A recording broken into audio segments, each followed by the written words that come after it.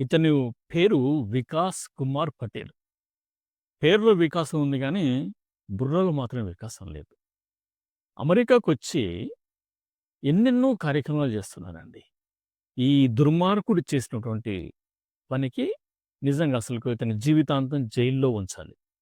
కానీ ఇప్పుడు court hearing అనేది మార్చ్ 12న ఉంది. ఏం చెప్తారో మనం వెయిట్ చేసి చూద్దాం. ఈ వికాస్ కుమార్ పటేల్ గుజరాత్ నుంచొచ్చాడు. అమెరికా రాష్ట్రంలోని కెంటకీలో ఉంటాడు. ఒక స్టోర్ మేనేజర్‌గా పనిచేస్తున్నాడు. మామూలుగా గ్యాస్ స్టేషన్. ఇందులో పనిచేసే వాళ్ళని ఇతను వేధించడం మొదలుపెట్టాడు. అందులో స్త్రీలను రిక్రూట్ చేసుకున్నాడు. మేనేజర్ గదా! స్త్రీలను రిక్రూట్ చేసుకున్నాడు. జనరల్‌గా ఇండియన్ గ్యాస్ స్టేషన్ ఉన్నటువంటి స్టోర్‌లలో తెల్లవాళ్ళు సరిగ్గా పనిచేయరండి. కేవలం ఇండియన్సే పనిచేస్తారు. వీడు ఇప్పుడు చాలామంది ఇండియా నుంచి వచ్చిన వాళ్ళు ఇంట్లో ఊరికే ఉండక ఇట్లాంటి స్టోర్‌లో వెళ్లి పనిచేస్తుంటారు. అది తప్పు గాదది. చేస్తుంటారు. వాళ్ళకు ఒకవేళ సరైన వీసా ఉంటే గనక. ఎందుకంటే కొన్ని డబ్బులైనా వస్తాయి. అది కుటుంబానికి సహాయంగా ఉంటదని చేస్తుంటారు. అయితే ఈ దుర్మార్గుడు ఆ స్టోర్‌లో పనిచేసే స్త్రీని ఆమె వంక ఒక దొంగ చూపులు చూస్తూ, ఆమెను అడ్డగోలుగా టచ్ చేస్తూ, ఆమెను "నువ్వు నాతో శృంగారం జరపాలి" అని చాలా సార్లు వేధించాడట. కానీ ఆ స్త్రీ వాని నుంచి తట్టుకొని ఆ స్టోర్‌లో ఉంది. కొంతకాలం పనిచేసిన తర్వాత, ఇంక వీడి వేధింపులు ఎక్కువైపోతున్నాయనేసేసి తను ఒకరోజు వెళ్లి పోలీస్ స్టేషన్‌లో రిపోర్ట్ చేసింది. సార్ వీడు నన్ను బాగా వేధిస్తున్నాడు. శృంగారం కావాలనేసేసి అడుగుతాడు. నన్ను అడ్డగోలుగా తాకుతుంటాడు అనేసేసి. సో, పోలీసులు రిపోర్ట్ తీసుకున్నారు. కానీ వాళ్ళకు రెడ్ హ్యాండెడ్‌గా దొరకాలి. పోలీసులు మామూలుగా విచారణ చేయరు గదా! సరేనా వెళ్ళమ్మా నువ్వు. ఆ స్టోర్‌లో పని చేయకు. మేము వాడి మీద కన్నేసి ఉంచుతాం అనేసేసి ఆమెను పంపించేసేసి, ఈ స్టోర్‌లో పనిచేస్తున్నటువంటి వాళ్ళు, ఇంతకుముందు పనిచేసిన వాళ్ళందరిని గూడా సీక్రెట్‌గా ఎంక్వైరీ చేయడం మొదలుపెట్టారు. అయితే వీళ్ళకు ఒక అమ్మాయి దొరికింది. ఎవరు? మైనర్ అమ్మాయి. బహుశా స్కూల్లో పనిచేస్తున్నటువంటి అమ్మాయిలు గూడా కొంతమంది పనిచేస్తుంటారు. వాళ్ళకి ఈ స్టోర్‌లోకి వెళ్ళేసేసేసి పిల్లలు పని చేసుకుంటారు. అలా ఈ స్టోర్‌లో ఈ ఒక అమ్మాయి, మైనర్ అమ్మాయి పనిచేస్తున్నట్టు వీళ్ళకు కనుగొన్నారన్నట్టు. ఆ అమ్మాయి దగ్గరికి వెళ్ళేసేసేసి వివరాలు సేకరించారండి. ఇక వీడు చేసిన భాగవతం మొత్తం బయటపడింది. వీడు ఆ స్టోర్‌లో పనిచేసే స్త్రీలను శృంగారపరంగా వేధిస్తుంటాడన్నట్టు బాగా.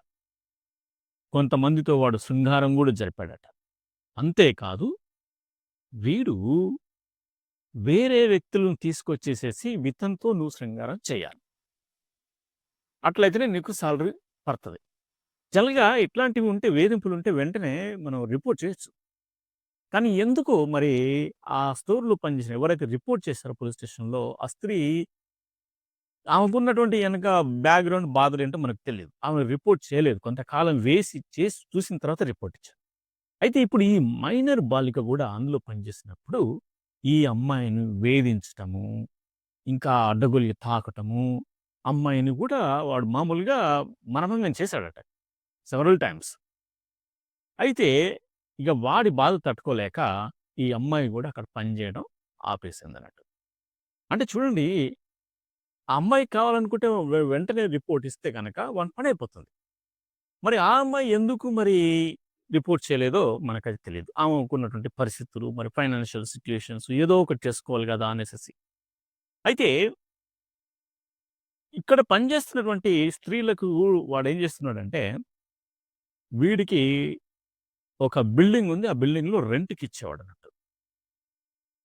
సరే నేను రెంట్ తక్కువ ఇస్తాననేసేసి అదే బిల్డింగ్‌లో వాడికి వాళ్ళకి రెంట్‌కిచ్చేసేసి, రెంట్ మాత్రం వసూలు చేస్తాడు.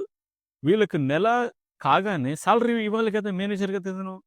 సాలరీ ఇవ్వకుండా నా దగ్గరనే ఉన్నాయి మీరేం అది కాకండి అనేసేసి ఆ సాలరీ తీసి వీడి అకౌంట్‌లోనే యేసుకుంటున్నాడు. అంటే మీరు 3 నెలలకు, 2 నెలలకు ఒకసారి నేను ఇచ్చేస్తాను అనేసేసి చెప్పుకుంటూ, వీడు అకౌంట్‌లోనే ఆ సాలరీ డిపాజిట్ చేసుకుంటాడు. సో, ఇలా వేధించిన తర్వాత ఒక స్త్రీ ఎళ్ళిపోయింది. ఇప్పుడు ఈ మైనర్ బాలిక ఇక్కడ ఎన్ని గురైపోయి చివరికి ఆ అపార్ట్మెంట్‌లో ఉండి తను గూడా ఆ రకంగానే ఎళ్ళిపోయింది. అయితే వెళ్ళిపోతూ తనకు సంబంధించినటువంటి కొన్ని వస్తువుల్ని ఆ అపార్ట్మెంట్ బిల్డింగ్‌లో వదిలేసిపోయినారు. అయితే మళ్ళీ వీడికి ఫోను చేసి, "వికాస్ కుమార్ నేను వస్తున్నాను. నా బిలాంగింగ్స్ అందులో ఉన్నాయి. నేను తీసుకెళ్తానంటే" రమ్మని చెప్పాడు. ఇక్కడికెళ్ళిన తర్వాత మళ్ళీ వాడు ఇంకొక వేరే వాళ్ళని తీసుకొచ్చేసేసి ఆ అమ్మాయి మీద బలాత్కారం చేయించాడు. వాడు చేశాడు. వేరే వాళ్ళని తీసుకొచ్చి కూడా బలాత్కారం చేయించాడు. చూడండి వీడి బుద్ధి ఎంత దుర్మార్గం. ఆ అమ్మాయిని అప్పుడు ఈ యొక్క బాధ భరించలేక ఎట్లాగో భరించేసి ఎళ్ళిపోయింది. కానీ పోలీసులు ఇంట్రాగేషన్ చేసిన తర్వాత ఇది ఇట్లా చేశారు సార్. మాకు వాళ్ళకున్నటువంటి బ్యాక్‌గ్రౌండ్ ప్రాబ్లమ్స్ మనకు తెలీదు. వాళ్ళు ఇండియన్సా? వేరే వాళ్ళా? మనకైతే ఎవరికీ తెలీదు.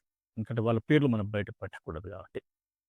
సో, అంతే. ఇగ అంటే వీడు హ్యూమన్ ట్రాఫికింగ్ చేశాడు, సెక్సువల్ అబ్యూజ్ చేశాడు, మనీ థెఫ్ట్ చేశాడు. అంటే వాళ్ళకివ్వాల్సిన సాలరీ కూడా వీడికి ఇవ్వకుండా తన అకౌంట్‌లో యేసుకునేవాడు.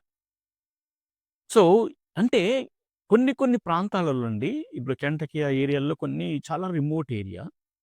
కొన్ని ప్రాంతాలలో చాలా లోకల్‌గా ఉంటాయన్నట్టు. గ్యాస్ స్టేషన్‌లు. సో, అక్కడ పనిచేసే వాళ్ళు మళ్ళీ ఇంటికెళ్ళాలంటే దూరంగా ఉంటారు కదా! ఇప్పుడు బతకడానికొచ్చిన వాళ్ళు ఎక్కడో అక్కడ ఉంటారు, పని చేసుకుంటారు. ఆ చిన్న చాలా లెస్ రెంట్‌కి ఉంటారు. సో, వీడు ఆ విధంగా వీడు ఉన్నటువంటి బిల్డింగ్‌లోనే రెంట్‌కిచ్చేవాడు. చూడండి. అంటే వాళ్ళని ఎంత అది చేశాడు. వీడు ఇంకెంతమంది వీడి యొక్క దాంట్లో పడిపోయారో మనకైతే తెలీదు గానీ, వీడు చేస్తూనే ఉంటా అంటే ఎవరు మనల్ని ఎవడు పట్టించుకోడు. నేను ఇండియాలో చేస్తాను, ఇక్కడ కూడా చేస్తాను. ఎవడు పట్టించుకుంటాడు? ఇండియాలో కూడా మనం సర్వసాధారణంగా చూస్తాం. ఇప్పుడు ఆఫీస్‌లో పనిచేస్తున్న వాళ్ళను ఆఫీసర్ ఉంటే కింది వాళ్ళు అమ్మాయిలుంటే వాళ్ళని వేధించటము, వాళ్ళని శృంగారం అడగటము, నీకు ప్రమోషను ఇస్తాను, శృంగారం ఇస్తే అనేసేసి ఇలాంటివి కొన్ని ఉంటాయి. మనం బాగా చూస్తుంటాం గదా! మరి అదే బుద్ధి ఇక్కడ కూడా ప్రవర్తించాడు వీడు. ఓహ్! నా స్టోర్‌లో పనిచేస్తున్నారు గదా! నేను మేనేజర్‌ని. నేను చెప్పినట్టు మీరు చేయాలి.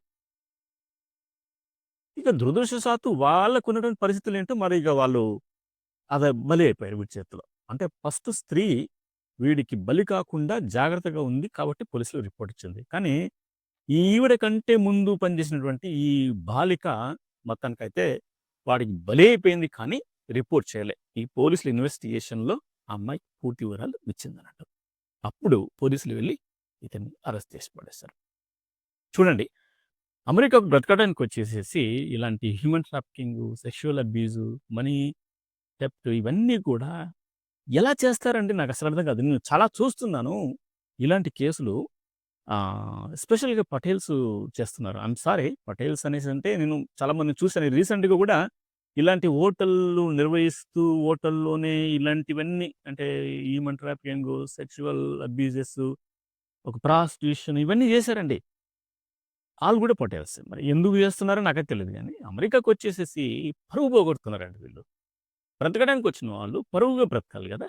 ఇలాంటి పనులు చేసేసేసి భారతీయులకున్నటువంటి పరువును పోగొడుతున్నారు.